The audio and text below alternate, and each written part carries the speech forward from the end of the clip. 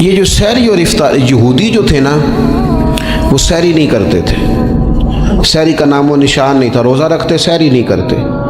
تو نبی پاک صلی اللہ تعالیٰ علیہ وسلم نے فرمایا ہمارے اور یہودیوں کے درمیان فرق ہی سحری کا ہے، اور نبی پاک صلی اللہ تعالیٰ علیہ وآلہ وسلم نے فرمایا سحری کھایا کرو، سحری کھانے میں برکت ہے۔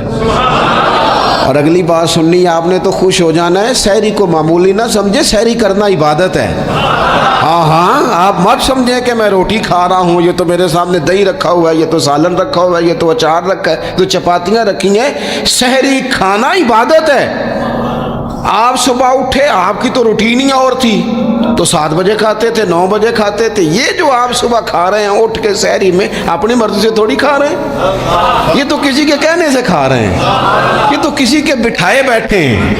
یہ جو سحری کا لنگر ہے یہ رب رسول کی رحمت کے ساتھ عطا ہوتا ہے، یہ کرم ہے، یہ اللہ رسول کے بٹھائے بیٹھے ہیں۔ کیا میرے رسول پاک صلی اللہ تعالیٰ علیہ وآلہ وسلم نے بات کھولی ہے، ترغیب و ترہیب میں حدیث ہے، اللہ کرے یہ کبھی چسکا لگ جائے، یہ والا مزہ آ جائے، تو پھر تو گھر میں دسترخوان نہیں بچھا ہوا ہوگا، پھر تو رنگ ہی کوئی اور ہوگا۔ حضور فرماتے اللہ تعالیٰ اور اس کے فرشتے سحری کھانے والوں پر رحمتوں کا نزول فرماتے ہیں۔ کھائی روٹی جا رہی ہے، پکا ہوا کھانا ہے، لیکن حضور فرماتے ہیں رب بھی رحمتیں فرما رہا ہے، اور اللہ کے حکم سے فرشتے بھی رحمتوں کا نزول کر رہے ہیں سحری کھانے والوں پر۔ تو خوب توجہ سے، ذوق سے، شوق سے۔ اور پھر جو افطار کا معاملہ ہے، حضور فرماتے ہیں جب روزہ کھولنے والا روزہ کھولتا ہے تو جو دعا مانگتا ہے رب قبول فرما لیتا ہے۔ یعنی افطار کا وقت ایسا ٹائم ہے جو دعاؤں کی قبولیت کا وقت ہے۔ افطار کرنا بھی ہے، کرانا بھی ہے۔ مہنگائی ذرا عروج پہ چلی گئی ہے، میں بار بار کہتا ہوں، مجھ سے نا لوگ دعا کے لیے مجھے کہتے کہتے اپنے کئی دکھ بتا دیتے۔ تھوڑا سا نا افطاریاں مہربانی فرمائیے گا، سیاسی نہ کیجیے گا۔ وہ جن سے مال لیتے ہیں، وہ جن کو مال دیتے ہیں، وہ جن سے ووٹ لینے ہیں، وہ جنہوں نے ووٹ لینے ہیں، اس بنیاد پر سحر افطار کے بندوبست نہ کریں رضا الہی کے لیے۔ میرے محبوب فرماتے ہیں جس نے رب کی رضا کے لیے کسی کو افطار کرایا، جتنا ثواب اللہ روزہ رکھنے والے کو دے گا اتنا افطار کرانے والے کو بھی عطا کرے۔ اور ایک حدیث تو آپ پڑھیں گے تو جھوم جائیں گے، سنیں گے تو خوش ہو جائیں گے، المعجم الکبیر میں موجود ہے۔ نبی پاک علیہ السلام فرماتے ہیں جس نے حلال کھانے اور حلال پانی سے کسی کا روزہ افطار کرایا نا، ذرا دیکھنا غریبوں کے گھروں کو جھانکنا، ذرا اپنے عزیزوں میں ایک نظر دوڑا لینا، ذرا رمضان کی نیت کر کے رمضان سے پہلے ہی غرباء تک راشن پہنچا دینا، ان کی فکر دور ہو جائے، وہ پہلی شام ہی اپنے بچوں کے ساتھ آسودہ حال ہو کے بیٹھے۔ دیکھ لینا یہ نہ ہو کہ ایک بھائی کھول کے کھا رہا ہو اور دوسرے کے بچے منتظر ہوں کہ آج سحر افطار میں کیا کرنا ہے۔ اپنے گلی محلے میں دیکھ لینا، ہم اس رسول کے ماننے والے ہیں جنہوں نے فرمایا میں اسے مومن ہی نہیں جانتا جو پیٹ بھر کے کھائے اور اس کا ہمسایہ بھوکا رہ جائے۔ تھوڑا سا اپنے ارد گرد نظر ڈال لینا، المعجم الکبیر میں حدیث موجود ہے۔ اللہ کے پیارے رسول صلی اللہ تعالیٰ علیہ وسلم نے فرمایا جس نے حلال پانی سے، حلال روٹی سے کسی کا روزہ افطار کرایا تو فرمایا فرشتے اس بندے کے لیے رمضان کے دنوں میں، رمضان کی گھڑیوں میں دعا کرتے ہیں، اور جناب جبریل امین اس کے لیے شب قدر کی رات دعا کرتے ہیں۔ حضرت جبریل شب قدر میں دعا کریں گے، خاص رات، یا اللہ اس بندے پر فضل فرما، اس نے تو غریب آدمی کو افطار کرا۔ یہ ایک عبادت ہے، اس عبادت کا خیال کریں۔ پھر اعتکاف آئے گا، رمضان کے آخری 10 دنوں کا اعتکاف۔ اسلام میں رہبانیت نہیں ہے، لیکن کبھی کبھی سب سے کٹ کے اپنے رب کے ساتھ جڑ جانا، کچھ رات کی عبادتیں، کچھ تنہائی کے اذکار، کچھ درود و سلام کا ذوق، یہ ان ساری خوبصورتیوں میں سے ایک خوبصورتی اعتکاف بھی ہے۔ اللہ کے پیارے رسول علیہ الصلوۃ والسلام ہمیشہ اعتکاف کرتے، اور حضرت عطا بن رباح رضی اللہ تعالیٰ عنہ کیسی خوبصورت بات ارشاد فرماتے ہیں، فرماتے ہیں موتقف تو اس آدمی کی طرح ہے جیسے کسی بندے کو کسی کے ساتھ کوئی کام پڑ جائے نا تو وہ جا کے اس کے دروازے پر بیٹھ جاتا ہے کہ جب تک میرا کام ہوگا نہیں میں جاؤں گا نہیں۔ فرماتے ہیں یہ اعتکاف والا بھی آ کے رب کریم کے گھر بیٹھ گیا ہے کہ جب تک تو معاف نہیں کرے گا میں جاؤں گا نہیں، جب تک تو بخشش نہیں کرے گا میں اس دروازے سے ہٹوں گا نہیں۔ حضرت ابن عباس رضی اللہ تعالیٰ عنہ نبی پاک علیہ السلام کے روضہ انور کی طرف اشارہ کر کے کہا کرتے تھے زیادہ دیر نہیں ہوئی، اشارہ کر کے کہتے تھے زیادہ دیر نہیں ہوئی، اس روضہ مبارک میں آرام فرما۔ رسول رحمت علیہ السلام سے میں نے اپنے کانوں سے سنا ہے، اور جب یہ بات ارشاد فرماتے تھے تو روتے بھی تھے۔ فرماتے ہیں میں نے خود نبی پاک علیہ السلام سے سنا ہے کہ جو شخص اللہ تعالیٰ کی رضا کے لیے ایک دن کا بھی اعتکاف کرے گا نا، اللہ تبارک و تعالیٰ اس کے اور جہنم کے درمیان 3 خندقوں کی آڑ بنا دے گا، اور فرمایا ان کی مسافت زمین و آسمان سے بھی زیادہ ہوگی۔ یہ 3 خندقیں اتنی بڑی جن کی چوڑائی زمین آسمان سے بھی زیادہ ہوگی، ایک دن اعتکاف کر لے تو اللہ اس بندے کو دوزخ سے اتنا دور فرما دے گا۔ بہت سارے لوگ ہیں جن کو بڑا ٹائم ملتا ہے چھٹیاں گزارنے کے لیے، کبھی کسی سیاحتی مقام پر کبھی کسی سیاحتی مقام پر، خرچہ بھی مل جاتا ہے، کام بھی ہو جاتا ہے، سارے سلسلے بن جاتے ہیں، بڑی بڑی جگہوں پہ لوگ جا کے ٹائم گزارتے ہیں۔ تو ایسا نہ ہو کہ 10 دن اللہ کے گھر میں بھی گزارے جائیں۔ علماء نے لکھا ہے کہ کوشش تو کریں ہر سال اعتکاف ہو، نہ ہو سکے تو چلو چند سالوں کے بعد ہو جائے، اور فرماتے ہیں کہ زندگی میں ایک دفعہ تو اس سنت کو ضرور ادا کرنا چاہیے۔ کوئی بندہ ایسا نہ ہو جو محروم رہ جائے، زندگی میں ایک بار صحیح پر اعتکاف کے ساتھ اپنے آپ کو وابستہ ضرور کرے۔ رمضان المبارک کے اندر آخری عشرہ شب قدر کی تلاش کا عشرہ ہے۔ اللہ کے پیارے رسول صلی اللہ تعالیٰ علیہ وسلم ان 10 دنوں میں خود بھی عبادت کرتے تھے اور گھر والوں کو بھی جگایا کرتے تھے، اور اپنے اہل خانہ کو تاکید فرماتے تھے کہ اٹھو اٹھو، آگے بڑھو، یہ آرام کرنے کے دن نہیں ہیں۔ ہمارے ہاں یہ ہوتا ہے کہ وہ جو آخری 10 دن زیادہ عبادت کے تھے، شب قدر کی تلاش کے تھے، وہ آخری 10 دن سارے بازار میں گزر جاتے ہیں، کپڑے سلوائے جا رہے ہیں، کپڑے خریدے جا رہے ہیں، جوتے خریدے جا رہے ہیں، واپس کیے جا رہے ہیں، دوبارہ لیے جا رہے ہیں، سفر ہو رہا ہے، آنا جانا ہو رہا ہے، عیدیاں بٹ رہی ہیں۔ تو یہ سارے کام جو آخری عشرے میں کرنے ہیں، جو زیادہ عبادت کے دن تھے، وہ سارے کام تو رمضان سے بھی پہلے کر لینے چاہیے۔ کپڑے رمضان سے پہلے خریدے جائیں، پہلے سلوا لیے جائیں، جوتے پہلے لے لیے جائیں، ضرورت کے کام پہلے کر لیے جائیں، جہاں آپ کو جو بانٹنا ہے وہ رمضان سے پہلے کریں۔ وہ مفت کی اپنے دل کو مطمئن کرنا کہ اب میرے پاس یہ بڑے میں خیر کا کام کرنے نکلا ہوا ہوں، میں عیدی بانٹنے جا رہا ہوں، یہ پہلے بانٹنے تھے۔ یہ عجیب بات ہے کہ جو زیادہ وقت مسجد میں گزارنے کا ٹائم تھا وہ سارا ہم نے ضائع کر دیا، وہ ادھر ادھر بازاروں کی نظر ہو گیا، میل ملاپ کی نظر ہو گیا۔ تو اگر چیزوں کو مرتب کیا جائے، میں تو دوستوں سے کہا کرتا ہوں زکوٰۃ کا حساب، صدقات کا حساب، صدقات فطر کا حساب، جتنے بھی روٹین کے کام ہیں اس کو کوشش کریں رمضان شریف سے پہلے آپ ترتیب دیں، آپ ان چیزوں کو پہلے سے مرتب کریں تاکہ وہ بہترین ہو جائیں۔ ہم تو اس دین کے ماننے والے ہیں جہاں نیت کرو تو اجر شروع ہو جاتا ہے۔ آپ رمضان کی نیت سے جو آج خرچ کریں گے اس کو اللہ تعالیٰ رمضان کے ثواب کے برابر ہی اجر عطا فرمائے گا۔ لیکن وہ ہم نا کچھ لوگ بڑا ایک صاحب مجھ سے کہنے لگے جی میں نے سنا ہے صدقہ فطر آخری عشرے میں ہی دینا چاہیے۔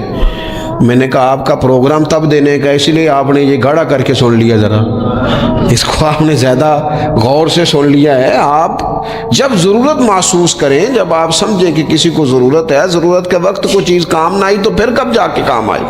تو میری آپ سے یہ اپیل رہے گی کہ پہلے سے چیزوں کو مرتب کریں، معاملات کو پہلے سے طے کریں۔ وہ لوگ بڑے اچھے ہوتے ہیں جو وقت پر منصوبہ بندی کرتے ہیں، جو چیزوں کو ٹائم پہ مرتب کرتے ہیں۔ وہ ٹائم جو ہمارا بالکل اللہ کی بارگاہ میں حاضری کا ہے، عبادات کا ہے، اگر وہ سارا گاڑیوں کی نظر ہو جائے گا، اسفار کی نظر ہو جائے گا تو ہم نے حاصل کیا کیا۔ ایک بات آخر میں بڑے درد کے ساتھ آپ کی خدمت میں عرض کرنی ہے، ہر سال کہتا ہوں، اس سال بھی کہوں گا، ذاتی اخراجات کو کچھ کم کیا جائے۔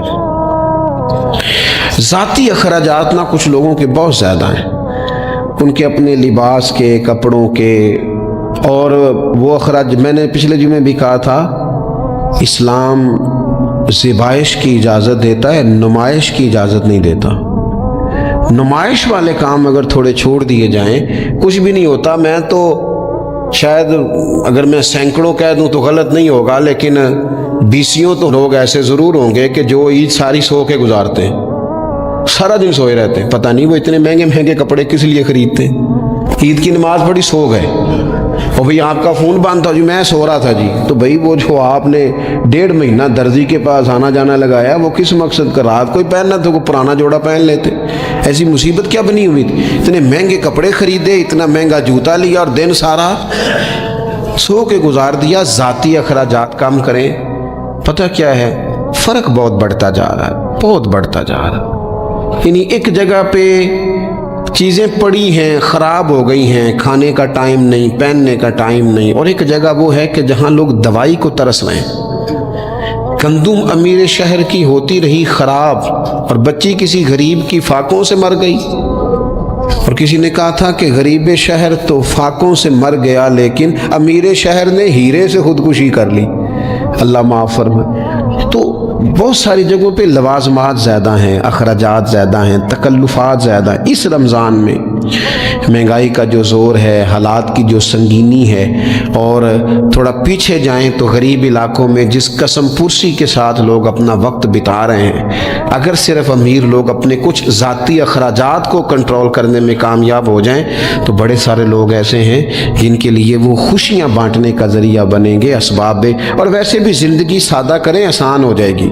رسول پاک صلی اللہ تعالی علیہ وآلہ وسلم نے پتہ روزے دار کی فضیلت کیا بیان فرمائی؟ اللہ کے محبوب صلی اللہ تعالی علیہ وسلم فرماتے ہیں کہ رب فرماتا ہے، ابن آدم کا ہر عمل اس کے لیے ہے، روزہ میرے لیے۔ اور فرمایا میں خود جزا دوں گا روزے کی، میں خود جزا دوں گا روزے کی۔ اور حضور فرماتے ہیں روزہ ڈھال ہے، جو شخص روزہ دار ہو وہ بےہودگی سے، فحش گوئی سے اجتناب کرے۔ اور اللہ کے محبوب صلی اللہ تعالی علیہ وسلم فرماتے ہیں اگر کوئی شخص اسے گالی دے، اگر کوئی شخص اس سے جھگڑا کرنا چاہے تو پتہ کیا جواب دے؟ اسے کہے بھئی میں روزے دار ہوں، میرے منصب کا تقاضا نہیں کہ میں تیرے ساتھ الجھوں۔ اور رسول پاک صلی اللہ علیہ وسلم فرمانے لگے اوہو اتنی بڑی بات۔ حضور فرمانے لگے، یہ صحیح مسلم کے لفظ ہیں، کریم محبوب فرمانے لگے مجھے اس رب کی عزت کی قسم جس کے قبضے میں محمد عربی صلی اللہ علیہ وسلم کی جان ہے۔ حضور فرماتے ہیں روزہ دار کے منہ کی خوشبو اللہ تعالیٰ کے نزدیک قیامت کے دن مشک کی خوشبو سے بھی زیادہ وقت والی ہوگی۔ اس کے منہ سے جو خوشبو آتی ہے قیامت میں مشک پیچھے رہ جائے گا، اور رب کی بارگاہ میں صرف روزہ دار کے منہ سے۔ اگر تیرے منہ کی خوشبو رب کو اتنی پسند ہے تو تجھے بھی تو اپنے منصب کا خیال ہونا چاہیے کہ میں نے روزہ رکھا ہوا ہے، میں روزہ دار ہوں۔ اور میرے نبی پاک علیہ السلام کے یہ 2 لفظ ہیں نا، وہ صوفیاء ہیں نا، اللہ کے نیک بندے جو ساری زندگی تڑپتے رہے کہ کبھی اے حقیقت منتظر نظر آنا لباس مجاز میں، کبھی مالک ایک دفعہ کبھی تیرا جلوہ ملے، کبھی اے حقیقت منتظر نظر آنا لباس مجاز میں۔ لاکھوں سجدے تڑپ رہے ہیں میری جبین نیاز میں، اور جو ساری زندگی کہتے رہے کہ ہم تو عمر دراز مانگ کے لائے تھے 4 دن، 2 آرزو میں کٹ گئے، 2 انتظار میں، کہ دیکھو انہیں انعام ملنے لگا ہے۔ جو اس کی راہ کے سوالی تھے، جو اس کے رستے کے مسافر تھے، جو اسے پانا چاہتے تھے، جو اس کی دید کرنا چاہتے تھے، جو اسے ملنا چاہتے تھے، میرے رسول پاک علیہ السلام نے فرمایا روزہ دار کو 2 خوشیاں ملیں گی۔ ایک خوشی اس وقت ملتی ہے جب وہ افطار کرتا ہے، اور فرمایا ایک خوشی اس وقت ملے گی جب وہ اپنے رب سے ملاقات کرے گا، جب وہ اس سے ملے گا تو اس وقت روزہ دار کو خوشی ہوگی۔ میرے دوستو خوشی تو جو ہوگی سو ہوگی، لیکن یہ لفظ بڑے حسین نہیں کہ روزہ دار کی رب سے ملاقات ہوگی، یہی لفظ بڑے باکمال نہیں ایک روایت میں تو یہ ہے نا کہ روزہ میرے لیے ہے، میں اس کی جزا دوں گا، اور ایک روایت میں یہ ہے کہ روزہ میرے لیے ہے اور رب فرماتا ہے میں خود روزے کی جزا ہوں، یعنی باقی نیکیوں پر ثواب ملے گا، روزہ رکھنے والے کو رب رحمان ملے گا۔ نبی اکرم صلی اللہ تعالی علیہ وسلم کے امت کے صوفیاء نے نا کچھ چیزوں کو بڑا کھولا ہے۔ عارف رومی کہتے ہیں کہ ایک دن نا محمود غزنوی نے خزانوں کے دروازے کھول دیے اور فرمایا بھائی میں نے آج ہر چیز کھول دی ہے، جو جس چیز پہ ہاتھ رکھے گا وہ اسی کی ہو جائے گی۔ لوگ دوڑے، کوئی سونے کی طرف، کوئی چاندی کی طرف، کوئی جائیدادوں کی طرف، کوئی خزانے کی کنجیوں کی طرف، کوئی بڑے بہترین گھوڑے اور اونٹوں کی طرف، لوگ دوڑ گئے، جو جس پہ ہاتھ رکھے گا اسی کا۔ سب بھاگ گئے، ایاز بیٹھا ہے، نہ وہ حسن میں رہی شوخیاں، نہ وہ عشق میں رہی گرمیاں، نہ وہ غزنوی میں تڑپ رہی، نہ وہ خم ہے زلف ایاز میں، وہ لذتیں کہاں۔ ایاز چپ کر کے بیٹھا ہے۔ پھر محمود نے ایاز کی طرف مخاطب کر کے کہا ایاز اٹھنا نہیں، آج لوٹ سیل لگ گئی ہے، جو جس چیز پہ ہاتھ رکھے گا اسی کی۔ ایاز کہنے لگا بات پکی ہے نا؟ تو محمود خوش تھے، موڈ بڑا اچھا تھا، کہا بالکل پکی ہے۔ تو ایاز کہنے لگے چلو ٹھیک ہے۔ ایاز اٹھے، پیچھے سے جا کے نا تو محمود کے کندھے پہ ہاتھ رکھ دیا، محمود کے کندھے پہ ہاتھ رکھا۔ محمود کہنے لگے یہ کیا بات کا، آپ سے میں نے پوچھا تھا بات پکی ہے، جو جس پہ ہاتھ رکھے گا اسی کا نا۔ تو تھوڑی دیر پہلے مسکراتے چہروں میں آنسو آ گئے، ایاز بھی روئے تو محمود بھی روئے۔ کہا بادشاہ پکا رہنا، وہ جن کو خزانے چاہیے تھے وہ دوڑ گئے، مجھے تو چاہیے۔ لنگ کئی مہینے تے برس گئے تے تیری دید نو دیدے ترس گئے، تیری تو ملے گا۔ تو پھر کہا محمود نے، اس نے کہا میں وعدہ کر چکا تھا، بس ٹھیک ہے، باقیوں کے خزانے اور میں تیرا طے ہو گئی۔ فرمایا باقی نیکیوں پر ثواب ملے گا، اور روزہ رکھنے والے کو رب رحمان ملے گا، اللہ کا قرب ملے گا۔ دیکھو نا وہ خاص انسان کو کیفیت حاصل ہوتی ہے روزے میں، رب کے ہونے کا یقین۔ وہ جو صوفیاء کہتے ہیں نا مراقبہ کرو، وہ نصیب ہوتا ہے۔ یعنی کسی کو کیا پتہ ہے اس کا روزہ ہے کہ نہیں، اکیلا ہے نا گھر میں، فریزر بھرا ہوا ہے، نہیں نہ کھاتا، کیوں؟ اسے پتہ ہے میرا رب میرے ساتھ ہے، میرا رب مجھے دیکھ رہا ہے۔ بس یہ تصور توحید پکا ہو جاتا ہے رمضان، تو پھر اللہ تبارک و تعالیٰ کی بھی خاص رحمت اور کوئی خاص ہی اعزاز۔ حضور فرماتے ہیں جنت کے کئی دروازے ہیں، ایک باب الریان ہے، اس سے صرف روزہ دار گزریں گے، آواز ہوگا روزے والے آ جاؤ، وہ آ جائیں گے، فرمایا اس خاص دروازے سے گزرو، جب گزر جائیں گے تو فرمایا بند کر دو بھائی، اور کوئی نہیں گزرے گا یہاں سے، دروازہ ہی مخصوص ہے، ان کا اعزاز ہی ذرا زیادہ ہے۔ تو میرے عزیز رمضان شریف کے اندر وہ منصب کا بس خیال رکھیں کہ میں روزہ دار ہوں، اس احتیاط کے ساتھ۔ اور دوسری جو رمضان کی چند عبادات ہیں نا، سب سے پہلی تو میں عرض کروں گا تراویح کے حوالے سے، یہ بات یاد رکھ لیں کہ نبی پاک علیہ الصلوۃ والسلام نے فرمایا جس نے ایمان اور احتساب کی نیت کے ساتھ رمضان میں قیام کیا، اللہ اس کے پچھلے سارے گناہوں کو معاف فرما دے گا۔ اور ایک مقام پر نبی پاک صلی اللہ تعالیٰ علیہ وسلم نے بیان کیا، یہ مشکات میں موجود ہے، حضور فرماتے ہیں رمضان اور قرآن دونوں قیامت کے دن بندے کی شفاعت کریں گے۔ رمضان کہے گا یا اللہ میں نے اسے دن بھر کھانا کھانے سے باز رکھا، اور تیری بارگاہ کے حکم کے مطابق اس نے اپنے آپ کو ان چیزوں سے بچا کے رکھا۔ اور قرآن کہے گا مالک رات میں نے اسے نیند سے روکے رکھا۔ کیا مطلب؟ اس نے کھڑے ہو کے عبادت کی، اگرچہ اس سے مراد شارحین حدیث نے تراویح بھی لیا ہے، تہجد کی نماز بھی لیا ہے، صلاۃ اللیل بھی لی ہے، لیکن میرے عزیز یہ خاص ربط ہے قرآن مجید کے ساتھ تراویح کا، مسنون ہے رمضان کی راتوں میں قرآن مجید اور تراویح کا پڑھنا۔ اگر تھوڑی سی نا طبیعت میں صرف تبدیلی پیدا کی جائے، میں نے دیکھا ہے کہ جو لوگ کہتے ہیں نا میرا وقت بڑا قیمتی ہے، بڑی ساری جگہوں پہ آپ کو بیٹھنا پڑتا ہے، بیٹھیں آپ 2 گھنٹے بیٹھے ہیں، 3 گھنٹے بیٹھے ہیں۔ میں نے دیکھا ہے لوگ جاتے ہیں کسی دفتر میں تو رات کو ہی چلے جاتے ہیں اس علاقے میں، کھڑے ہیں، پاسپورٹ کے دفتر کھڑے ہیں، شناختی کارڈ کے دفتر کھڑے ہیں، امیگریشن کی لائنوں میں کھڑے ہیں۔ کچھ ذہن تو بنائیں کہ میں نے رات کھڑے رہنا ہے اور اپنے رب کی عبادت کرنی ہے۔ تراویح کو ذرا ذوق سے آپ اگر تھوڑا ارادہ کر لیں گے نا، یعنی کوئی ایسا مشکل کام نہیں، میری تو رائے یہ ہے کہ پہلے 3-4 دن ذرا جم کے ذہن بنائیں اور تھوڑا سا نا روٹین کو بدلنے کی کوشش نہ کریں۔ جس امام صاحب کے پیچھے تراویح شروع کریں، کوشش کریں ساری وہیں پڑھیں۔ روٹین بدلنے سے بھی سستی آتی ہے، ایک دن یہاں گئے، 2 دن وہاں گئے، تو یہ روٹین بدلنے سے بھی بعض اوقات سستی آتی ہے۔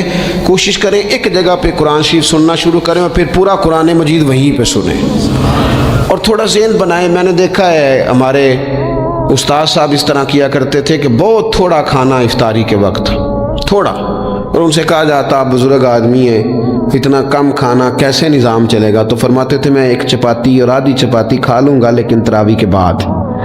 اب اگر زیادہ کھانا کھاؤں گا تو طبیعت میں سستی آئے گی، میرے لیے کھڑا ہونا مشکل ہو جائے۔ سادہ سا کھانے کے ساتھ افطاری کی جائے گی اور تراویح کے لیے اپنے آپ کو ذہنی، کہاں ٹائم ملتا ہے سارا سال قرآن پڑھنے سننے کا؟ یہ تو اللہ نے موقع عطا فرمایا ہے، تو تھوڑا سا اگر دلچسپی پیدا کی جائے، بڑا بڑا سونا قرآن مجید پڑھا جاتا ہے مساجد میں، بچے بڑی بڑی خوبصورتی سے، تو اللہ کا شکر ہے جگہ جگہ پہ۔ اور مساجد کے علاوہ بھی میں نے دیکھا ہے، ہم سے لوگ مطالبہ کرتے ہیں کہ ہماری فیکٹری میں رات کو بھی کام ہوتا ہے، اتنے سارے ورکر ہیں تو بچہ کوئی مل جائے قرآن شریف سنائے، فلانی جگہ بھی اتنے لوگ ہیں تو اگر موقع مل جائے، تو اگر تھوڑا ذہن بنایا جائے، شوق پیدا کیا جائے تو اللہ تعالیٰ فضل فرماتا ہے، انسان کو طاقت ملتی ہے کھڑے رہنے کی۔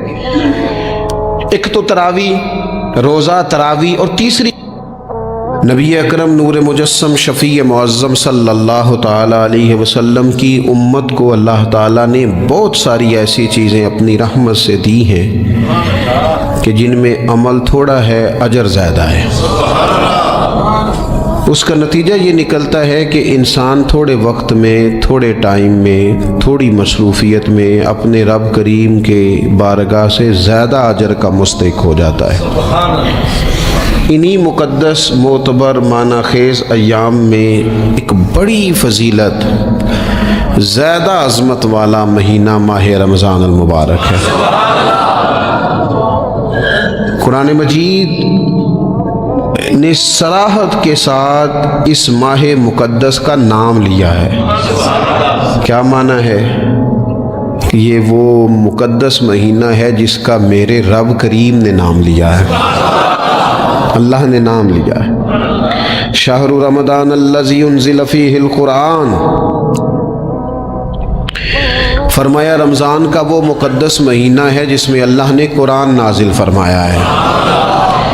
اس ماہ نور، ماہ سرور کا نام نامی اللہ تعالیٰ نے قرآن مجید کے اندر ذکر فرمایا۔ حضرت سلمان فارسی رضی اللہ تعالیٰ عنہ ارشاد فرماتے ہیں کہ شعبان المعظم کا آخری دن تھا، اگلے دن رمضان شروع ہونے والا تھا کہ رسول پاک علیہ السلام نے ہمیں رمضان کی فضیلت پر خطبہ ارشاد فرمایا۔ آپ اس بات کو غور سے سمجھیے کہ ایسا مہمان جس کے آنے سے پہلے اس کی فضیلت بیان کی جا رہی ہے، اور فضیلت کون بیان کر رہا ہے؟ امام الانبیاء صلی اللہ تعالیٰ علیہ وسلم۔ یہ صرف ہمارے دلوں کے اندر، امت کے دلوں کے اندر اس ماہ مقدس کی فضیلت کو اور اس کی عظمت کو بٹھانے کے لیے کہ پوری طرح تم اپنے ذہن میں اور اپنے دل میں ایک بات بٹھاؤ کہ ایک عظمتوں والا مہینہ تم پر سایہ فگن ہونے والا ہے، عظمتوں والا۔ حضور نے ایک دن قبل اس کی فضیلت بیان۔ ہمارے ہاں یہ ہوتا ہے کہ ہم کسی چیز کی اہمیت کو لیتے ہیں لیکن سمجھتے ہیں کہ یہ کوئی روٹین ورک ہے، یعنی نارملی ہر سال رمضان شریف آتا ہے، اپنے وقت کے حساب سے چاند بدلتا ہے اور اپنے وقت پر رمضان شریف آ جاتا ہے۔ ہم سمجھتے ہیں کہ مطلب روٹین کا ایک معاملہ ہے، ایک روٹین کی چیز ہے۔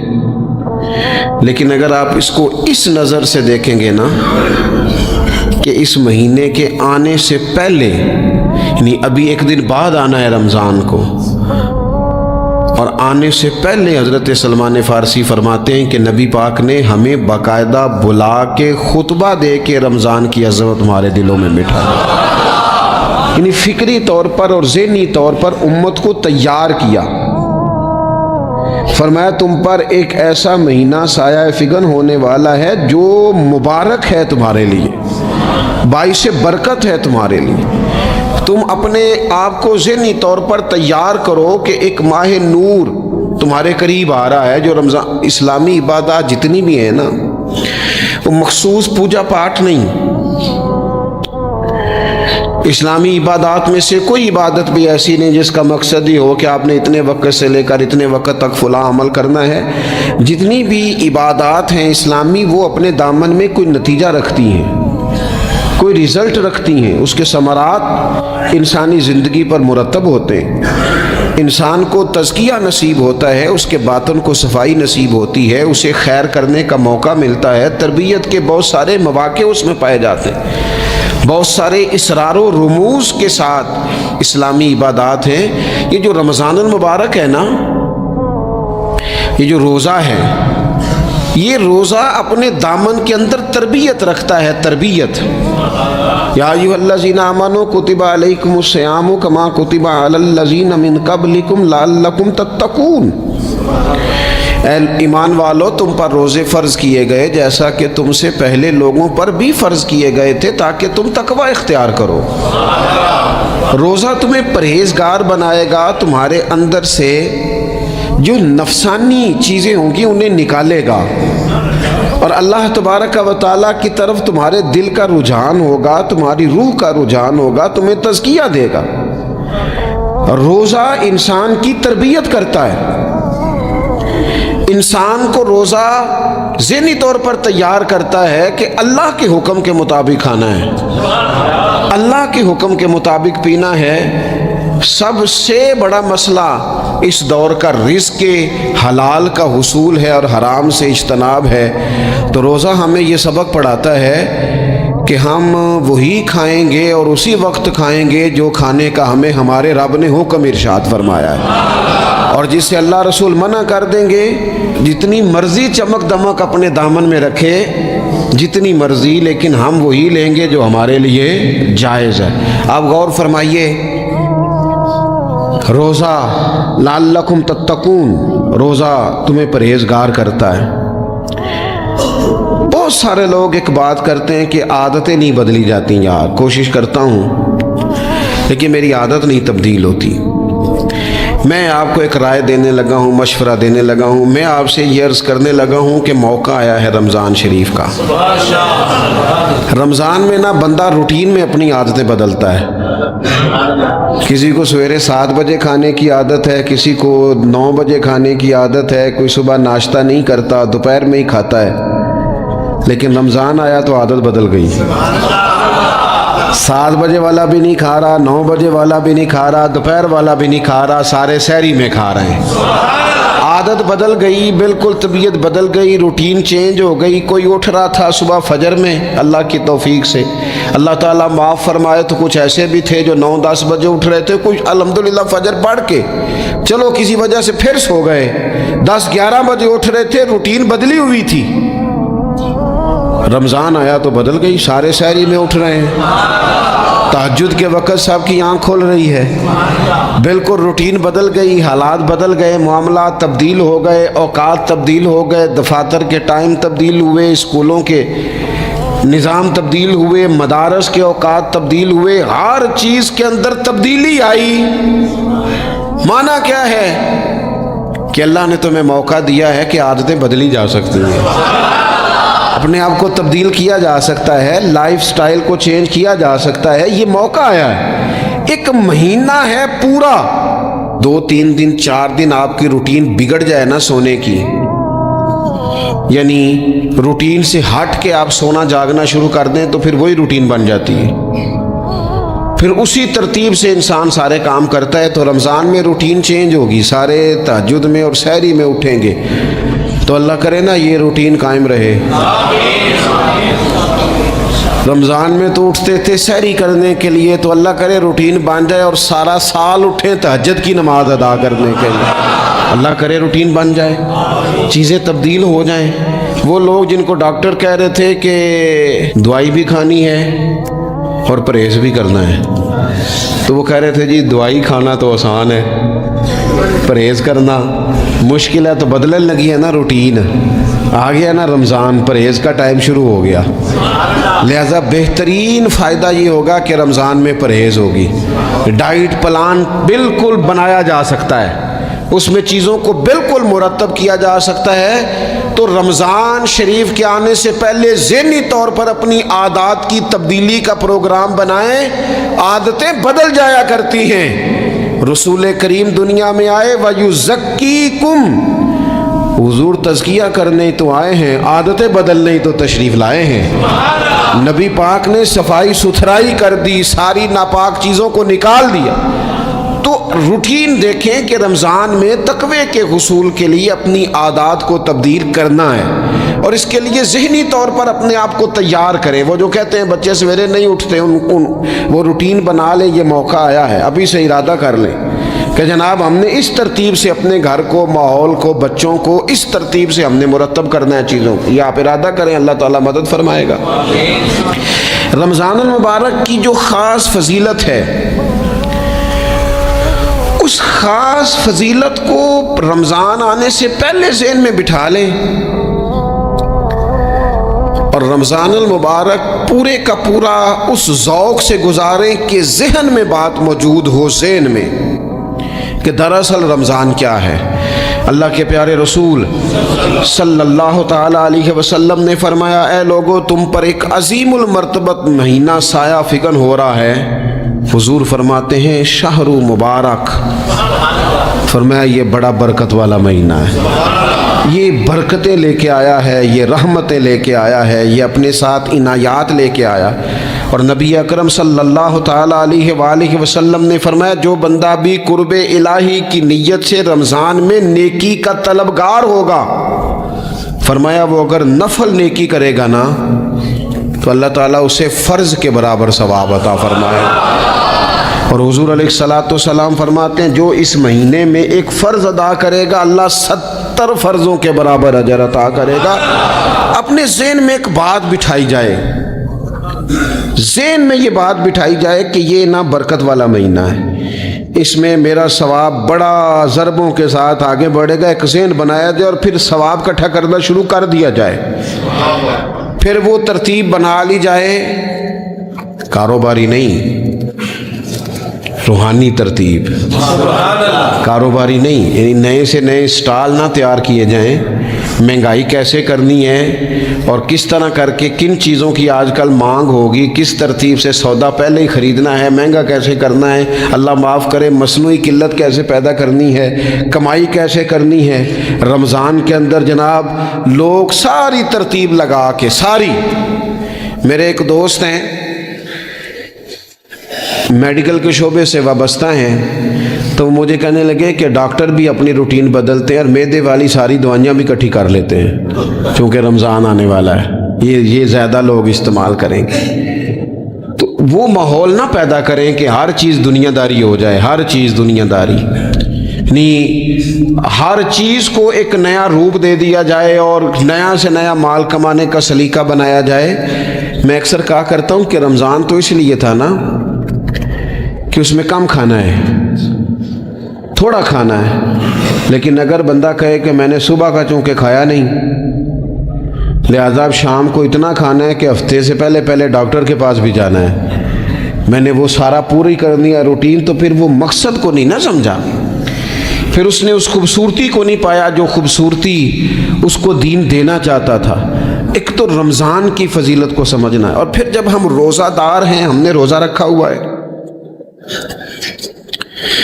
تو نبی پاک علیہ السلام نے خود اس مفہوم کو کھول کے بیان کیا، فرمایا جس بندے نے جھوٹ نہیں چھوڑا، گناہ نہیں چھوڑا، گویا غیبت نہیں چھوڑی، بدی نہیں چھوڑی، تو اللہ کے محبوب علیہ الصلوۃ والسلام فرماتے ہیں پھر اللہ تعالیٰ کو اس کے بھوکا پیاسا رہنے کی تو کوئی ضرورت نہیں، کیونکہ لعلکم تتقون، تقوی اختیار کرنا تو روزے کا مقصد تھا۔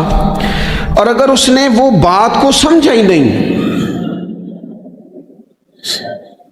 استاد کے لیے صرف استاد ہو جانا ہی ضروری نہیں، اس کو پھر اپنے منصب کا لحاظ کرنا بھی ضروری ہے کہ میں استاد ہوں۔ والد کا صرف والد ہو جانا ہی کمال نہیں، اس کو پھر اس منصب کے تقاضوں کو بھی سمجھنا چاہیے کہ اب میں ایک باپ ہوں، اب میں روٹین میں وہ آزاد نہیں ہوں کہ جہاں میرا جی چاہے گا جاؤں گا، جہاں میری طبیعت چاہے گی میں کھاؤں گا، جہاں میرا دل کرے گا میں وہ کام کروں گا۔ اب آپ سرپرست ہیں، سربراہ ہیں۔ انسان دیکھیں نا، ایک شخص ہے وہ عالم ہے، علم پڑھ لینا صرف کمال نہیں، وہ اپنے منصب کو بھی تو سمجھے نا، اس منصب کے وقار کو، اس کے لحاظ کو بھی تو سمجھے نا۔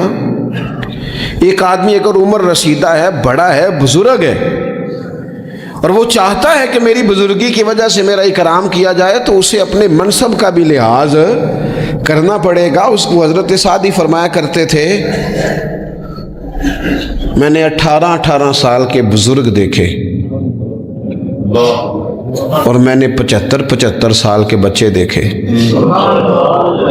حضور کیا مطلب؟ فرمانے لگے عمر ہو گئی لیکن اپنے منصب کا خیال نہ کیا، عادات بچوں والی رہی۔ اور فرماتے میں نے ایسے لوگ دیکھے جن کو شروع وقت میں ہی اللہ والوں کی صحبت نصیب آئی، تو وہ جو بزرگی ہے وہ پھر عمر کی وجہ سے نہیں ملی، وہ اللہ نے علم اور عمل کی وجہ سے عطا فرما دی۔ تو اپنے منصب کا لحاظ کرنا کہ میرا یہ منصب ہے۔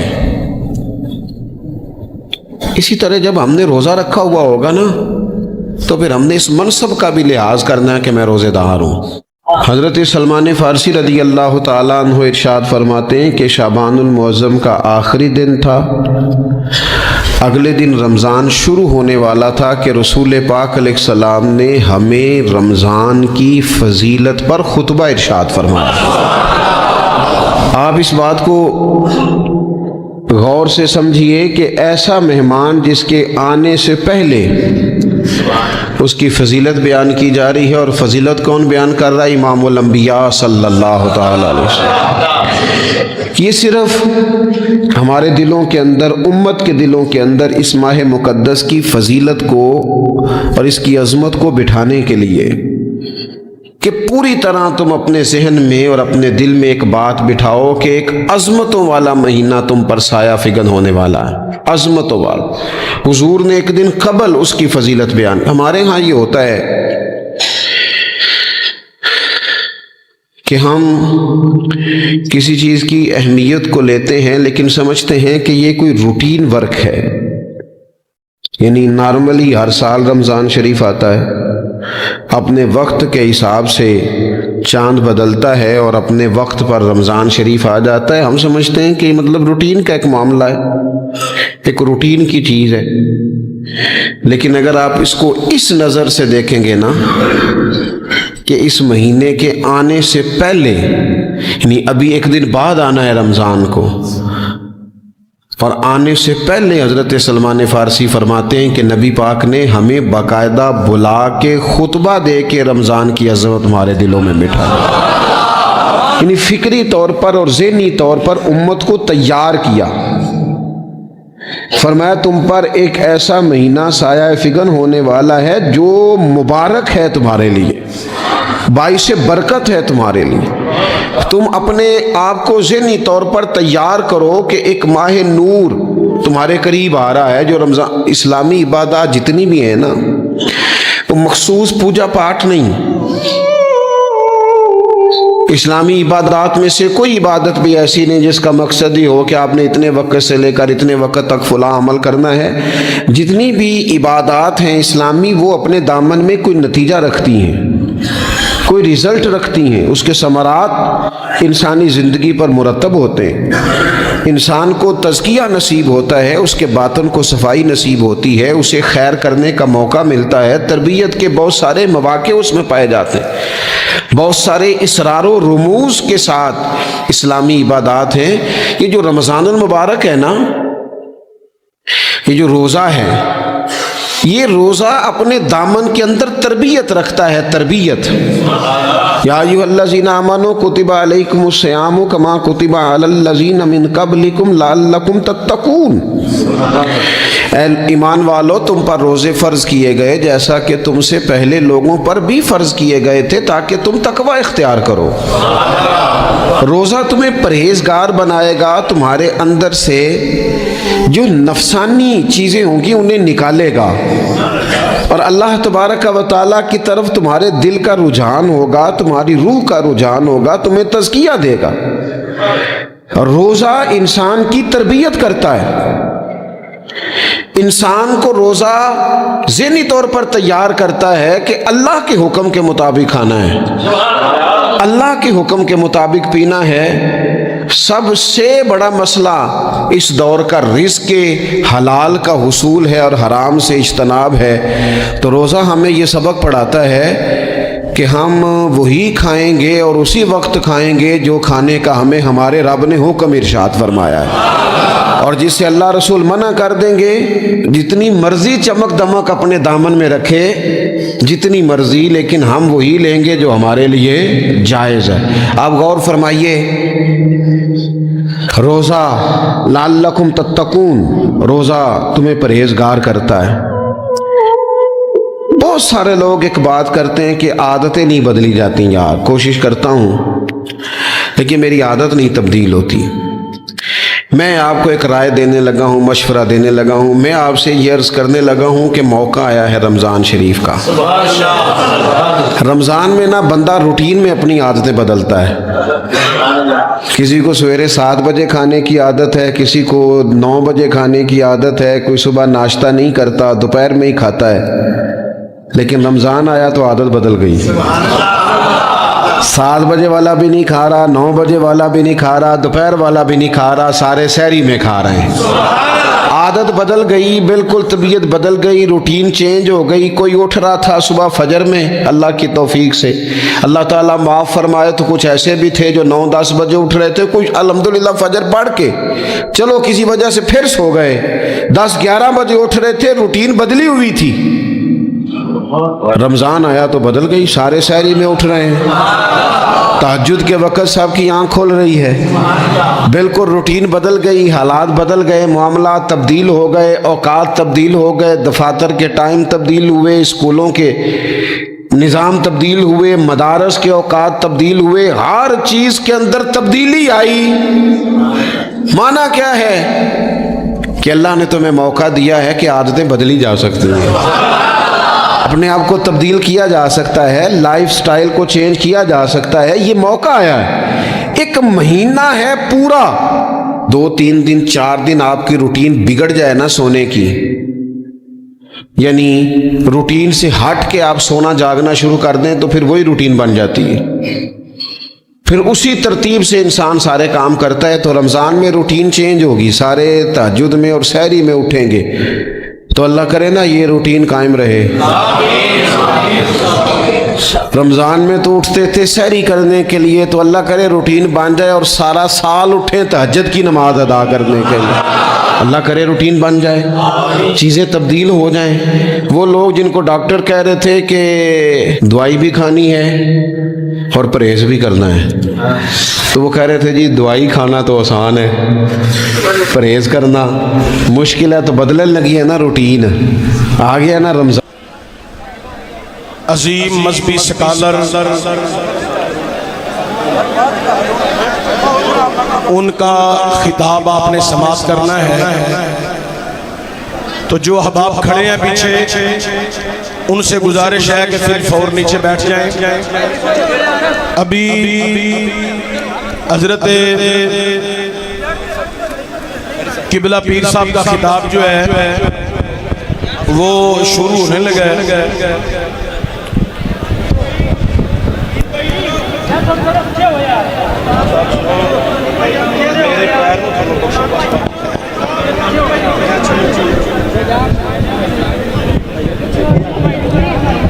نعرہ تکبیر، تھوڑا دل نعرے تو بغیر ہی کام چل جائے تو میں تو نعرہ سننا ہے نعرہ تکبیر نعرہ رسالت نعرہ تحقیق نعرہ حیدری میں انتہائی شکر گزار ہوں جناب عظیم مبلغ اسلام یہ وہ ہستی ہیں کہ جو تھوڑے عرصے میں میرے آقا نعمت صلی اللہ علیہ وآلہ وسلم کے گن گاتے گاتے یوں ہی ان کی ہستی آسمانوں کو چھونے لگی اور لوگ ان کے پیچھے جوک در جوک آنے لگے کہ ان کی آواز سے جو عشق مصطفیٰ کی خوشبو ملتی ہے وہ دلوں پہ بڑا اثر کرتی ہے آج آپ لوگ ان کی زیارت بھی کریں اور ان کا خطاب بھی سنیں ان کے متعلقہ میرے قبلہ والد کریم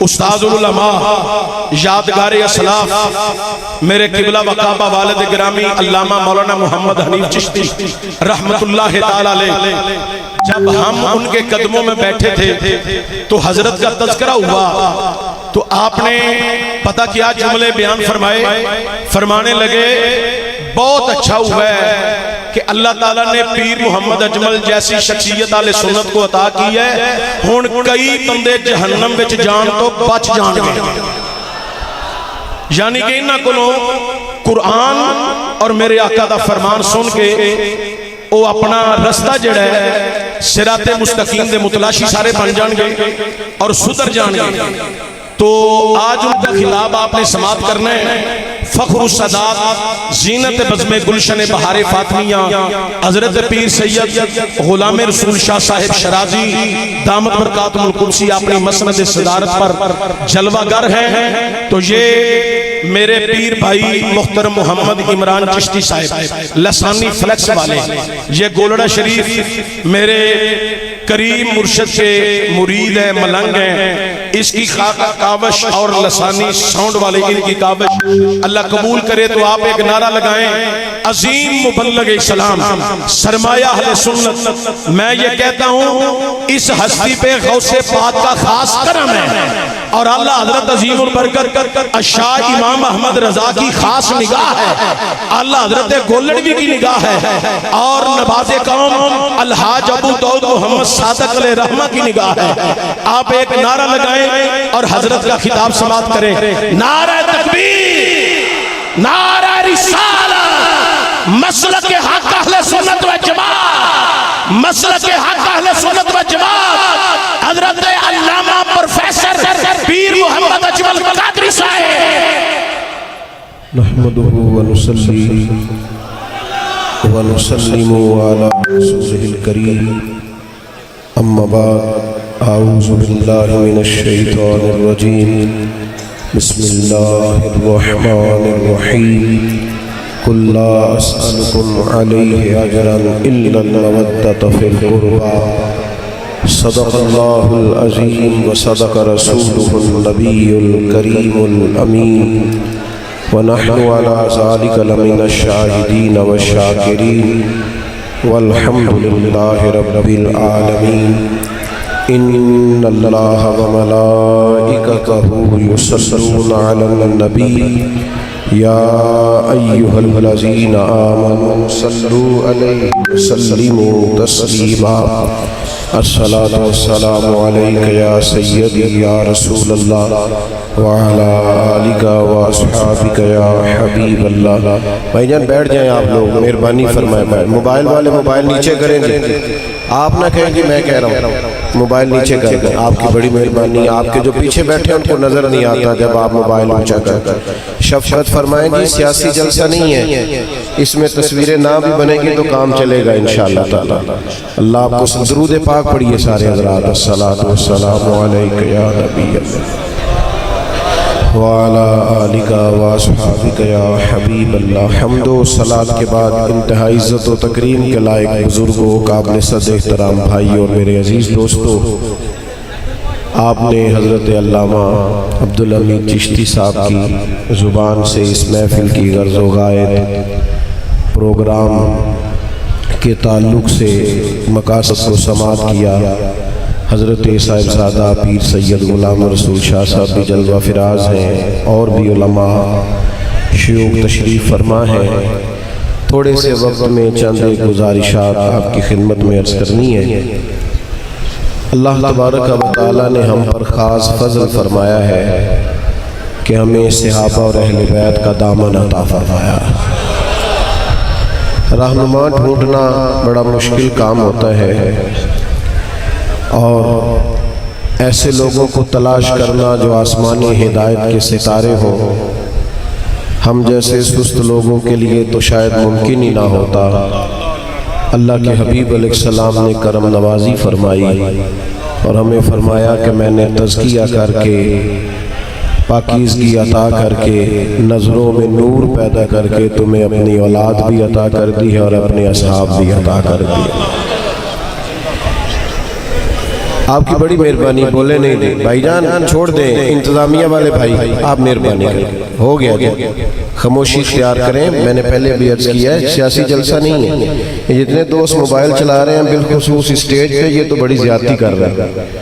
آپ کو دیکھ کر سارے احباب یہ کام کرتے ہیں، اطمینان سے تشریف رکھیں، ہم تو بڑے ادب والے لوگ ہیں۔ ہماری محفلوں پہ تو جن کا ہم ذکر کرتے ہیں ان کی نظر ہوتی ہے۔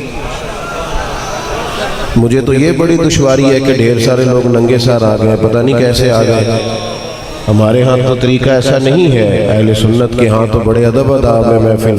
ساڈے تے کدی کدی سیاست دان نوں بھی آنا پیندا سی، جلسے جتنے دھاری ٹوپی پھڑ کے لے آندا سی تاں بھی سر کج کے آندا سی۔ تو آپ سارے آ گئے، یہ تو سمجھ میں نہیں آ رہی چیزیں۔ اللہ تعالیٰ سمجھ عطا کرے، آمین کہیے گا۔ تو آپ تھوڑی توجہ کریں، باتیں ہو سکیں آپ سے۔ موبائل انشاءاللہ ادھر ہی ہے، ہم نے بس جانا ہے۔ ابھی بھی نہ کچھ دوست بول رہے ہیں، اللہ آپ کو سلامت رکھے، برکت عطا کرے۔ چھوڑ دیں جی، چھوڑ دیں، آپ پیارے ہیں آپ ماشاءاللہ۔ عزیز دوستو، اللہ تعالیٰ نے قرآن مجید کے اندر یہ ارشاد فرمایا کہ قُلْ لَا أَسْأَلُكُمْ عَلَيْهِ أَجْرًا إِلَّا الْمَوَدَّةَ فِي الْقُرْبَى۔ محبوب آپ اپنے غلاموں سے فرما دیں کہ میں تبلیغ دین پر تم سے کوئی اجر نہیں مانگتا، إِلَّا الْمَوَدَّةَ فِي الْقُرْبَى، بس میرے قریبیوں سے محبت کرتے رہنا۔ یہ جو نبی پاک صلی اللہ تعالیٰ علیہ وسلم نے اپنی امت کو اپنی اہل بیت اور صحابہ کی محبت کا درس دیا ہے نا، یہ بھی امت کے بھلے کے لیے دیا ہے۔ میں نے جیسے کہا کہ رہنما ڈھونڈنا بڑا مشکل ہوتا ہے، اللہ کے حبیب نے فرمایا صحابی کا نجوم، میرے سارے صحابہ ستارے ہیں۔ عقائد میں تقلید نہیں ہوتی، تقلید فقہ کے معاملات میں ہوتی ہے، اعمال میں ہوتی ہے، عقائد میں ہم اللہ تعالیٰ کو امام اعظم کے کہنے پہ نہیں مانتے، ہم نبی پاک صلی اللہ علیہ وسلم کو امام اعظم کے کہنے پہ نہیں، عقائد میں تقلید نہیں ہوتی۔ لیکن صحابہ اور اہل بیت کا ایمان معیار ایمان ہے۔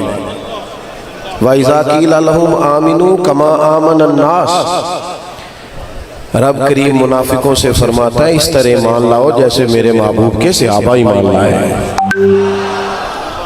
اور پھر ان کی محبت کو ضروری قرار دیا گیا۔ آج نہ سینوں میں محبت تو ہوتی ہے، چلے کچھ لوگ مانتے ہیں کچھ نہیں مانتے، ورنہ محبت ہوتی ہے دلوں میں۔ پیسوں سے بھی پیار ہوتا ہے لوگوں کو، منیا جنا بندے منتے نہیں ہے گل، تسی بھی نہ منیا جی نہ ہسیا جی، شک پیندا پھر۔ لوگوں کو پیسوں سے بھی پیار ہوتا ہے، آپ کا نہیں مجھے پتا، لیکن چند ایسے لوگوں کو میں جانتا ہوں کہ ان کی جیب میں پیسے ہوں تو ان کی طبیعت بھی ٹھیک رہتی ہے، ورنہ اگر پیسے نہ ہوں تو ہلکے ہلکے بیمار سے محسوس ہوتے ہیں۔ ہوتا ہے لوگوں کو پیسوں سے پیار، خوشامد سے بھی پیار ہوتا ہے۔ پاکستان میں اچھا وزیر کون ہوتا ہے جو اچھی خوشامد کرے؟ اور پہلے تو یہ وزیروں کو شوق ہوتا تھا، اب تو اللہ ماشاءاللہ پیروں کو بھی شوق ہے، جتنا اچھی خوشامد کرنے والا اتنا منظور نظر ہوتا ہے، قریب ہوتا ہے، وہ حقیقت سے بھی آگاہ نہیں ہونے دیتا۔ کہاں سے ڈھونڈ کے لائیں گے حضرت عمر جیسے لوگ جو فرماتے تھے تو نے میری تعریف کی ہے ذات کی، خود بھی ہلاک ہوا ہے اور مجھے بھی ہلاک کرے گا۔ تو خوشامد سے بھی پیار ہوتا ہے لوگوں کو، لوگوں کو شہرت سے بھی محبت ہوتی ہے۔ جب دل ہے اور اس میں دھڑکن ہے تو پھر کہیں نہ کہیں کچھ نہ کچھ پیار تو ہوگا، لیکن اگر اس پیار کو صحیح رستہ دے دیں گے تو پھر یہ پیار اللہ رسول سے ہو جائے گا۔ پھر صحیح رستہ مل جائے۔ تو اللہ رسول نے ہمیں کہا ہے کہ صحابہ اور اہل بیت سے پیار کریں، اور پیار کا مطلب یہ بالکل نہیں ہے کہ آپ تھوڑا سا نعرہ لگائیں، کسی دینی محفل میں چلے جائیں، یا سالانہ کسی نے محفل رکھی ہو امام علی مقام کے نام کی تو آپ بھی تھوڑی دیر چلے جائیں، 4 تصویریں آ جائیں گی، کوئی سٹیٹس لگ جائے گا۔ محبت تو دل میں ہوتی ہے۔ آپ کو اپنے دل سے پوچھنا ہے کہ امام علی مقام کے ساتھ کتنا پیار ہے، مولا علی شیر خدا کے ساتھ کتنی عقیدت ہے۔ ہم نے ایسے لوگ بھی دیکھے کہ سرکار کی اولاد کا نام آیا تو ان کی آنکھوں میں آنسو آ گئے، نام آنے پر ان کا وجود تڑپ گیا۔ اور دیکھیے نبی پاک علیہ السلام نے بھی جب اس محبت کو بیان کیا ہے تو ذرا وارفتگی سے بیان کیا۔ نوجوانوں میری طرف دیکھو یار، وارفتگی اور شوق سے حضور نے اس محبت کو بیان کیا۔ حضرت عثمان غنی رضی اللہ تعالیٰ عنہ حدیث کے راوی ہیں، فرماتے ہیں حسنین کریمین کو محبوب نے سینے سے لگایا اور پھر حضور کی آنکھوں میں آنسو آئے، اور پھر کریم اللہ کے حضور عرض کرنے لگے اے اللہ میں ان دونوں سے محبت کرتا ہوں، تو بھی ان سے محبت فرما۔ اور پھر عرض گزار ہوئے اے مالک جو ان دونوں سے محبت کرے تو ان سے بھی محبت فرما۔ تو نبی پاک علیہ السلام نے اس محبت کو وارفتگی سے بیان کیا ہے، شوق سے بیان کیا۔ ہمارے دلوں میں بھی خاص شوق ہونا چاہیے حضور کی اولاد پاک کے لیے، خاص۔ آپ مجھ سے ناراض نہ ہوئیے گا، ویسے میں نے بڑے غریب لوگوں کو جب دیکھا ہے نا امام حسین کے نام کی نیاز پکاتے، غریب، تھوڑا سا 400-500 کا لنگر، میں کسی بہت بڑے اہتمام کرنے والے کی نیت پر کیسے شک کر سکتا ہوں؟ ساری خلوص سے کرتے ہیں، لیکن وہ جو اپنی آمدن سے 4 روپے بچا کے 10 محرم کو نیاز پکاتا ہے نا، اور پھر جس ترتیب اور جس حسن سے وہ دعا مانگتے ہیں کسی کو بلا کے، محسوس ہوتا ہے کہ اللہ تعالیٰ نے رگ رگ میں محبوب کی اولاد کی محبت پیدا کر دی۔ اور یہ ہم نے دیہاتوں میں دیکھا، سادے لوگوں میں دیکھا۔ جب لوگ امیر ہو جاتے ہیں پھر تو انہیں دلیلیں بھی نہیں نہ ملتی نیاز پکانے کی، پھر تو مسئلہ دوسری طرف نکل جاتا ہے، دلائل ہی نہیں ملتے اس وقت الا ماشاءاللہ۔ تو وارفتگی ہو حضور کی اولاد پاک سے، پیار۔ اور دوسری بات یہ ہے کہ نبی پاک علیہ السلام نے انہیں ہمارے لیے نمونہ عمل قرار دیا، فرمایا قرآن مجید کو اور میری اولاد کو تھام کے رکھو گے تو گمراہی نہیں آئے گی۔ ہم میں سے زیادہ تر لوگ ذہنی تناؤ کا، ڈپریشن کا، انزائٹی کا شکار وہ ہوتے ہیں جو گھر کے مسائل سے پریشان ہوتے ہیں۔ بندہ بڑا باصلاحیت بھی ہو، معاملہ فہم بھی ہو، لیکن اپنے گھر میں پریشان ہونا کسی وجہ سے، باہر کچھ نہیں کر سکتا۔ وہ بزرگ تھے، انہوں نے لکھا ہے کہ کوئی شخص گھر میں ناراض ہو کے آئے نا، استاد ہو کوئی تو گھر میں کسی وجہ سے ناراضگی کر کے آئے تو اسے کلاس نہیں پڑھانی چاہیے۔ گھر میں لڑ کے آ جائے استاد جی تو کلاس میں نہ بیٹھے، ایسا نہ ہو غصہ کسی کا اور نکل کسی اور پہ جائے۔ جانے کس عمر میں جائے گی یہ عادت میری، روٹھنا اس سے تو اوروں سے الجھتے پھرتے۔ تو کبھی کبھی انسان ڈسٹرب ہوتا ہے جب گھر کے مسائل سے ڈسٹرب ہوتا ہے۔ میرا خیال ہے میرے بھائی میں نے پہلے بھی تھوڑی تقریری کرنی تھی اور آپ بیٹھ نہیں رہے تو مجھے لگ رہا ہے اور کام کرنی پڑے گی۔ اللہ آپ کو سلامت رکھے، آپ بیٹھ جائیں، مہربانی فرمائیں۔ ایک دوست کھڑا ہوتا ہے تو دوسرے سمجھتے ہیں کہ شاید یہ کھڑا ہونا کوئی ثواب کا کام ہے، وہ بھی کھڑے، جلدی سے بیٹھ جائیں، ایک دوسرے کو نہ بٹھائیں جی، خود بیٹھے، کوئی کسی کو نہ بٹھائے، فٹافٹ بیٹھ جائیں۔ آپ کے پیچھے کتنے لوگ پریشان ہوئے۔ دو ایک باتیں کر کے میں اجازت چاہوں گا، آپ غور فرمائیے۔ گھر کے اندر اگر لوگ سکون چاہتے ہیں، اطمینان چاہتے ہیں تو اپنا گھر ان بنیادوں پر استوار کریں جو بنیادیں نبی کریم نے عطا فرمائی۔ سب سے پہلی بات یہ ہے کہ حضور نے اپنی اولاد کے لیے ڈھیر سارے وسائل جمع نہیں کی۔ سمجھ لیں بات اچھے طریقے سے، یہ جو مہینہ گھر میں چولہا نہیں نہ جلتا تھا، فقیری تھی، اس پر حضور کی اولاد مجبور نہیں ہے۔ نبی کریم نے تو فرمایا کہ میرے رب نے مجھے اختیار دیا ہے، میں چاہوں تو احد پہاڑ سونے کا بن جائے، میرے ساتھ چلا کرے۔ لیکن نبی کریم نے اللہ کے حضور دعا مانگی اپنے لیے اور اپنی اولاد کے لیے، شاید یہ دعا کوئی مولوی پیر بھی نہ مانگتا ہو الا ماشاءاللہ، لیکن ترمذی میں موجود ہے۔ نبی کریم علیہ السلام نے دعا مانگی اللہ سے، کہا اے اللہ ایک وقت روٹی دینا اور ایک وقت فاقہ دینا۔ میرا میٹھا کھانا ہی سنت نہیں، فاقہ کرنا بھی سنت ہے۔ ایک وقت روٹی دینا اور ایک وقت یہ فاقہ بھی حضور نے اللہ سے مانگا ہے، یہ پسند ہے نبی پاک۔ اور حضور عرض کرتے ہیں مالک جب تو مجھے روٹی دے تو میں تیرا شکر ادا کروں، اور جب تو مجھے فاقہ دے تو میں تیری بارگاہ میں التجا کروں۔ یہ فاقے حضور نے مانگے ہیں اپنی اولاد، اللہ سے طلب کیا۔ سادہ طرز زندگی، کون ہے اتنے بڑے مجمع میں جو یہ کہے کہ میری بیٹی سسرال میں اتنا کام کرتی ہے کہ ہاتھوں پہ چھالے پڑ جاتے ہیں؟ کہے غریبی کا رونا تو ہر دوسرا آدمی رو رہا ہے نا، پر کسی کی بیٹی اتنا کام کرتی ہو کہ چھالے پڑ جائیں۔ لیکن کائنات کی سب سے شانوں والی بیٹی کے ہاتھوں پہ تو چھالے ہوتے ہیں۔ اللہ کرے آپ کو سمجھ آئے میری بات۔ اور پھر جا کے عرض کیا یا رسول اللہ ایک غلام مل جائے، پڑھیے بخاری مسلم۔ تو کائنات کو بانٹنے والے محبوب نے کہا فاطمہ 33 بار سبحان اللہ پڑھا کرے، 33 بار الحمدللہ اور 34 بار اللہ اکبر پڑھا کریں۔ جب بھی پڑھیں گی غلام آزاد کرنے کا ثواب ملے گا۔ لیکن چکی انہوں نے خود ہی پیسی ہے، آٹا انہوں نے خود ہی گوندا ہے۔ او بھائی، ایک تو سادہ طرز زندگی، پھر جد و جہد کا مزاج، کوشش، کاوش۔ وہ لوگ انقلاب لائیں گے جن کی گاڑیوں کے دروازے بھی کوئی اور بند کرتا ہے۔ وہ لوگ انقلاب لائیں گے جو چند گھڑیاں دھوپ میں کھڑے نہیں ہو سکتے۔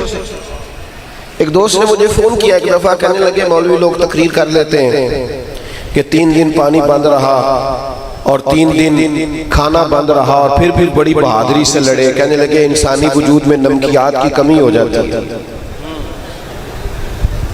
روزہ رکھا ہوتا ہے تو عصر کے وقت بہت سارے لوگ ہیں جن کے لیے چلنا مشکل ہو جاتا ہے، اور 3 دن 3 راتیں بغیر کھائے پیے کیسے ممکن ہے؟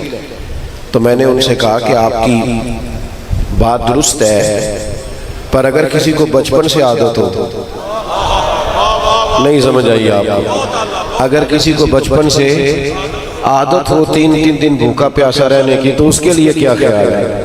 کہنے لگے وہ کیسے؟ تو میں نے کہا پڑھیے نا امام راضی کو۔ امام راضی کہتے ہیں مولا علی شیر خدا اور سیدہ پاک نے روزہ رکھا تو حسنین کریمین کی عمریں تھیں 7 اور 8 سال کے درمیان۔ دونوں شہزادوں نے عرض کی ابا جی ہم نے بھی روزہ رکھنا ہے۔ 3 دن روزہ رکھا تو تھوڑے سے جوں لائے مولا علی، 2-3 روٹیاں بنی، لیکن عین افطار کے وقت دروازے پہ فقیر آ گیا، اٹھا کے اسے دے دیا۔ دوسرے دن پھر روزہ رکھا، پھر فقیر آ گیا، پھر اسے دے دیا۔ تیسرے دن پھر رکھا، پھر مسکین آ گیا، اسے دے دیا۔ اور میں نے کہا جن کی ماں نے 7 سال کی عمر میں ٹریننگ کرائی تھی نا 3 دن روزے رکھنے اور صرف کھجور پانی پہ گزارا کرنا، ان کو پھر 50-56 سال کی عمر میں کربلا سجانی پڑی ہے تو ان کے لیے مشکل کوئی نہیں پیش آئی۔ ویسے تو اس کا روحانی جواب بھی ہے کہ تیری نسل پاک میں ہے بچہ بچہ نور کا، تو ہے عین نور تیرا سب گھرانہ۔ آج کل لوگ فخر سے سناتے ہیں، کہتے ہیں جی وہ گھر میں کوئی کھانا نہیں پکا ہوا تھا مرضی کا تو بچے نے موبائل توڑ دیا ہے۔ تو یہ کوئی کمال کی بات ہے؟ یہ صبر کیسے کرے گا؟ زندگی کی مشکلات سے کیسے گزرے گا؟ وہ جی کھانا پسند کا نہیں پکا، آج اس نے لڑائی کی ہے، آپ نے صبر کرنا ہی نہیں سکھایا، بچے کو مشقت ہی نہیں سکھائی۔ میں نے لاڈلا رکھا ہوا، آپ نے لاڈلا کہہ کے تباہ کر دی، اس کی صلاحیتیں ختم ہو گئی، کسی کام لائق نہیں رہا۔ ان کو جد و جہد کرنا سکھائیں، محنت کرنا سکھائیں، مشقت کی دنیا میں لائیں۔ یہ مشکلات سنوارتی ہیں انسان کو، یہ اس کو جینا سکھاتی ہے۔ لَقَدْ خَلَقْنَا الْإِنسَانَ فِي كَبَدٍ، رب فرماتا ہے میں نے انسان کو مشقت میں رہتا ہوا پیدا کیا۔ یہ سہولیات کے عادی لوگ کسی میدان میں کھڑے نہیں ہو پاتے۔ اپنی اقبال کہتے ہیں لہو مجھ کو رلاتی ہے جوانوں کی تانا سانی۔ تو اہل بیت نبوت کا جو اسوہ ہے وہ تو سادگی ہے، وہ تو جد و جہد ہے، وہ تو مسلسل کاوش ہے۔ علماء نے لکھا ہے 100 کے قریب آیات ہے قرآن مجید میں، بعض نے 70 کہا، بعض نے کہا 100 کے قریب، جو صبر کی بات کرتی ہیں۔ اللہ تو مہنگے مہنگے موبائل دے، آمین کیا کیا جائے، کدی کدی یہ تو نظرہ چکنیاں بھی چاہیے، اور بھی غم ہے زمانے میں محبت کے سوا، تو کسی اور طرف بھی کبھی غور کرنا چاہیے۔ کیا خیال ہے آپ کا؟ 100 کے قریب آیات ہیں جو صبر کی بات کرتی ہیں، اور 500 کے قریب احادیث اور آثار ہیں جن میں نبی پاک علیہ السلام نے صبر کی بات بیان فرمائی، اور ان ساری آیات اور احادیث کو جمع کر کے حضرت مولا علی شیر خدا فرماتے ہیں جو انسانی جسم میں سر کا مقام ہے نا، وہی دین میں صبر کا مقام ہے۔ آپ آج تلاش کر لیں، ہماری سوسائٹی میں جو چیز ڈھونڈنے سے نہیں ملتی وہ صبر ہے۔ تھوڑا سا نا حوصلہ پیدا کریں، مزاج بردباری والا ہو، تحمل۔ وہ بات لوگ کہتے ہیں مجھ سے غلط بات برداشت نہیں ہوتی، تو سوال یہ ہے کہ صحیح بات کو بھی برداشت کرنا پڑتا ہے؟ برداشت کرنے والی کون سی بات ہوتی ہے؟ جو آپ کی طبیعت کے مطابق نہ ہو۔ اور نبی پاک علیہ السلام نے فرمایا میں اسے پہلوان کہتا ہوں جو غصے کے وقت اپنے آپ کو کنٹرول میں رکھے۔ تو صبر تھوڑا سا اپنی زندگی میں لائیں، حوصلہ لائیں۔ پھر بڑی جلدی لوگ بلیک میل ہوتے ہیں، بڑی جلدی۔ اب تو ذرا سا بھی لوگ جھیل نہیں پاتے، 1 منٹ سے پہلے ہر چیز جو ہے وہ لوگ پیش کر دیتے ہیں، ذرا بھی کھڑے نہیں ہو پاتے۔ جتنی چیزیں انسان کو کمزور کرتی ہیں نا، وہ ساری کربلا میں موجود تھی۔ وطن بھی نہیں تھا، بچوں کا ساتھ بھی تھا، بھوک پیاس بھی تھی، ساری آزمائشیں تھیں۔ اور وہ کوثر نیازی نے کہا تھا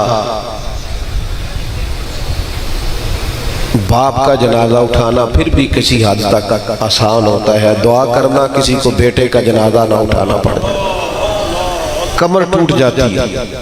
لیکن امام علی مقام نے شہزادوں کے جنازے اٹھائے، میتیں اٹھائیں۔ اس کے باوجود بھی جب میدان میں کھڑے ہیں تو پورا ڈٹ کے کھڑے ہیں۔ تو اتنی جلدی کمزور پڑ جانا، حق کا ساتھ چھوڑ دینا، کس کو نہیں پتا۔ تو میں جلسے سے واپس آ رہا تھا ایک رات، تو ہمارے ایک دوست ہیں، تو ایک MNA صاحب کے بڑے خاص دوست ہیں اور بڑی ان کی وہ کمپین کرتے ہیں۔ تو سڑک پہ کھڑے تھے، میں نے ان کو آواز دی، میں نے کہا صاحب آپ نے بیج بھی لگا رکھا ہے اور آپ کا لیڈر تقریر کر رہا ہے، سنیں تو صحیح جا کے۔ کہنے لگے تو ہمیں بھی پتا ہے، تو منو بھی پتا ہے، چوٹ پہ ماردا ہے سارے۔ تو میں نے کہا چلیں اگر آپ کو سارا ہی پتا ہے تو پھر خدا کے لیے آپ رستہ ہی بدل جائیں۔ پتہ ہے فلان جھوٹا ہے، بد کردار ہے، کیا معنی ہے؟ اتنا دھوکہ اپنے آپ کے ساتھ، اتنا دھوکہ قوم کے ساتھ، سب پتہ ہوتا ہے۔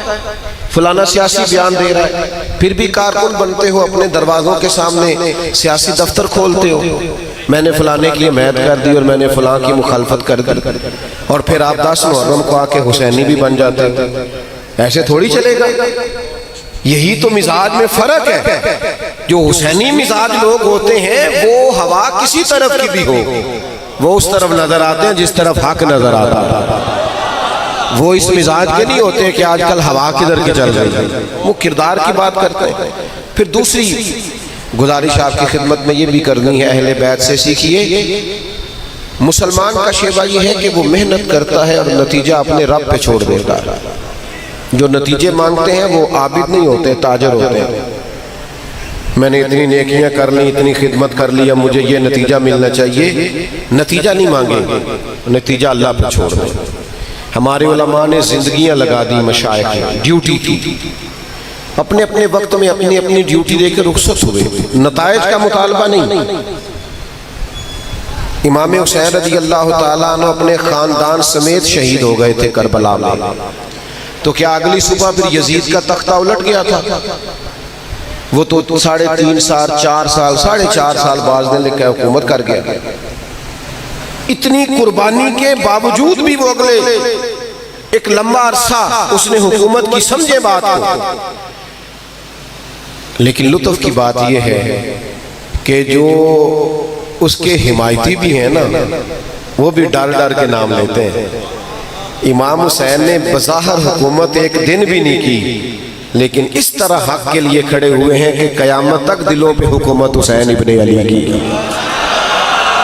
اپنے اندر یہ ذوق پیدا کریں. کوئی ضروری نہیں ہے دنیا آپ کے ساتھ چلے, آپ حق بات تو کہیں. میں اکیلا ہی چلا تھا جانب منزل مگر, پھر لوگ آتے ہی گئے, پھر کارواں بنتا گیا.